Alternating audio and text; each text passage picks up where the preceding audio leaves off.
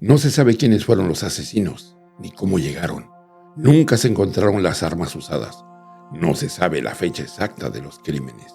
Lo que sí se sabe es que las 6 víctimas tenían al menos un tiro en la cabeza.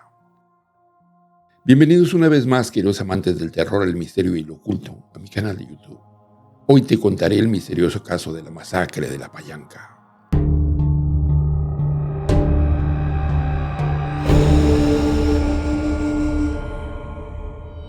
El ganado suelto y un tractor quieto atravesado en el medio de una de las parcelas, las luces prendidas durante días, todo tan fuera de lugar que un vecino se acercó hasta la casa principal, pintada por dentro y por fuera con colores pintorescos, verdes, rosados, celestes, pero no se animó a entrar y decidió mejor llamar a la policía.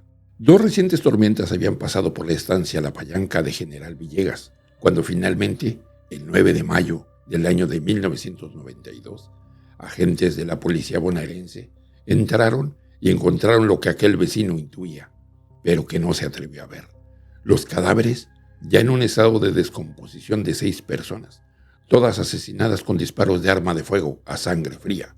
Primero hallaron a María Esther Acheritegui, a quien apodaban Chila, la dueña de la estancia, y a su hijo José Luis Gianoglio. Tenían 46 y 22 años respectivamente. Habían sido baleados en la cabeza y en el torso, dentro de esa casa que hoy, mientras los árboles la envuelven poco a poco, luce herrumbosa, ya sin ventanas ni puertas. En esa hacienda a la que se llega por un largo camino de tierra oscura que corta el horizonte del sembradío, los asesinos no encontraron dinero en efectivo. Incluso dejaron en el casco de la estancia facones con incrustaciones de oro y plata.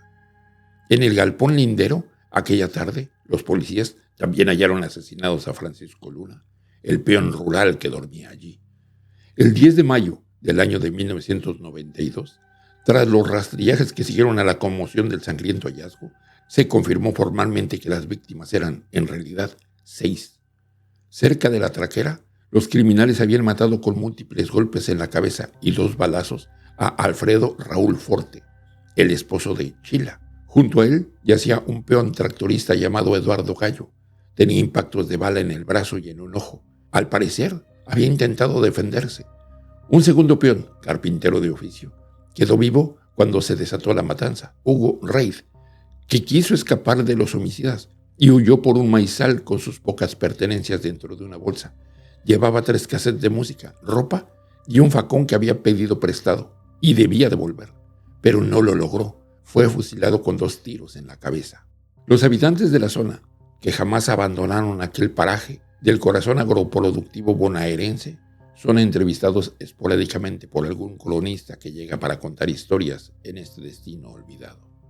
Esos vecinos todavía intentan entender qué sucedió allí, porque aún no se sabe quiénes protagonizaron tan violento ataque en una finca apacible. Por los senderos de La Payanca, según declararon esos mismos pobladores a la prensa y ante la justicia, no se advirtieron movimientos extraños o preocupantes durante las horas inmediatas previas a la masacre.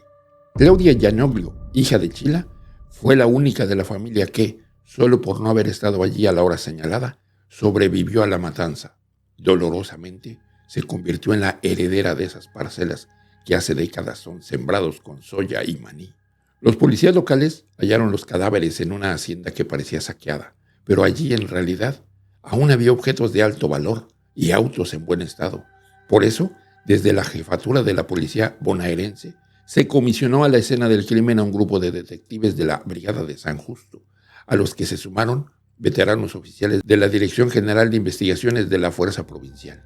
Así fue que con sus largas gabardinas y ametralladoras, los agentes, bajo el mando del recio comisario Mario Rodríguez, rodearon la estancia bajo las órdenes del juez de Trenque, Lauquén Guillermo Martín, que asumió la investigación, pero todo fue cuesta arriba y la pesquisa entró en terrenos pantanosos que la conducirían a un destino brumoso. Es un caso muy confuso. Todas las líneas de investigación se fueron borrando. Lo único que sabemos es que hay 6 víctimas y que murieron de 22 disparos. La verdad es que eso no aporta mucho.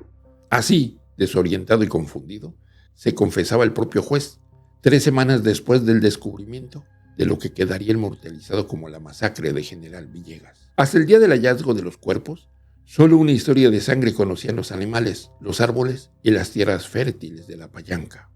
En noviembre del año de 1985, 7 años antes del sextuple homicidio, un peón de nombre Horacio Ortiz asesinó de 4 tiros a Alfredo Gianoglio, primer esposo de Chila Acheritegui. Ortiz, que vivía allí, en el mismo campo, descubrió que Alfredo Gianoglio mantenía una relación sentimental con su esposa, según testimonios recogidos en el libro del escritor Osvaldo Aguirre, Enigmas de la Crónica Policial. El dueño de la finca humillaba a su empleado y se burlaba de esta situación, hasta que finalmente el peón decidió asesinar a su patrón. Descubierto el múltiple homicidio, las pesquisas no pasaron por alto ese obvio antecedente. Según surge de aquel libro, en un primer momento pensaron que quizás Ortiz estuviese involucrado, pero esa hipótesis fue rápidamente descartada, porque luego de matar a su patrón, en 1985, la propia viuda le pagó al peón una buena defensa para enfrentar la causa judicial y le pidió a los hijos y a la esposa de Ortiz que abandonaran la Payanca para siempre. Así que Ortiz cumplió 8 años de prisión por su venganza.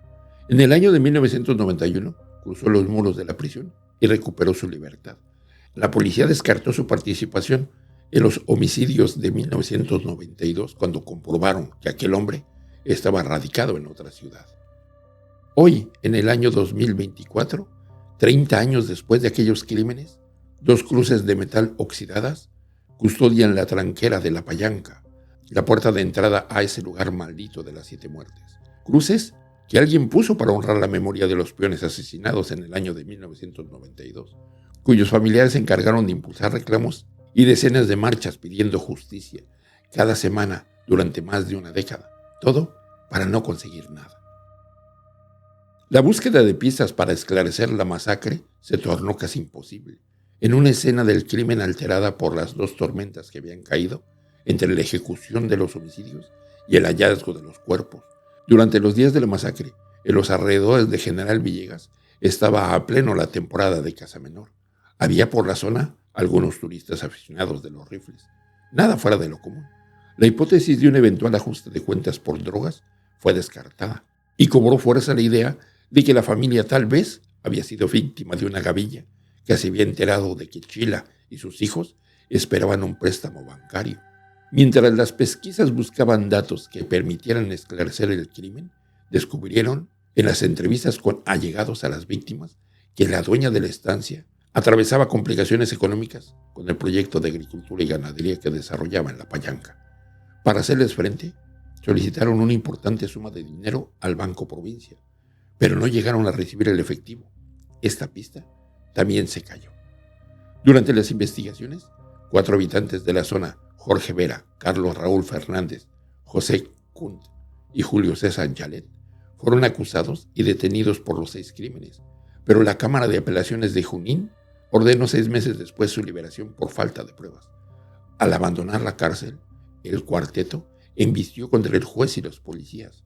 Denunciaron torturas y vejaciones que tenían por objetivo que aportaran datos acerca del hecho o asumieran la culpa de la masacre.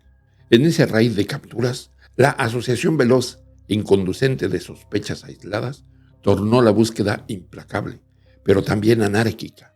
En el proceso cayó el policía Guillermo Díaz, que poco tiempo antes de los homicidios había robado 2 armas a un allegado de los dueños de la Payanca. Luego, los peritajes demostraron que las armas robadas por el agente eran diferentes de las utilizadas en el múltiple homicidio. A los investigadores no les cerraba la hipótesis de un robo que se hubiera complicado. Había muchos ensañamientos en los cuerpos de las víctimas. Sus rostros estaban totalmente destrozados, los cráneos hundidos en cuerpos que ya habían recibido disparos. Según describe el escritor Diego Sigiotto en su libro Buenos Aires Misteriosa, a reconstruir los hechos de este crimen. Los responsables de las 6 muertes nunca fueron encontrados. Claudia, la hija de María Esther Chila Acheritegui, se hizo cargo del campo, arrendó las hectáreas y dejó que la casa de la masacre fuera derruida por el simple paso del tiempo. Según cuenta el libro de Sigiotto, aunque todavía permanece en pie la estructura de lo que fue el casco de la estancia de la Payanca, los peones que aún trabajan la tierra en esa zona se niegan a descansar cerca de esa enorme vivienda cuando la noche los sorprende trabajando en sus parcelas. ¿Conocías este caso o conoces uno similar? Déjamelo saber en la caja de comentarios. Yo soy Fase 3 reportando para todos ustedes las historias más increíbles, los fenómenos más extraños y las cosas que nadie quiere que sepas. Hasta la próxima.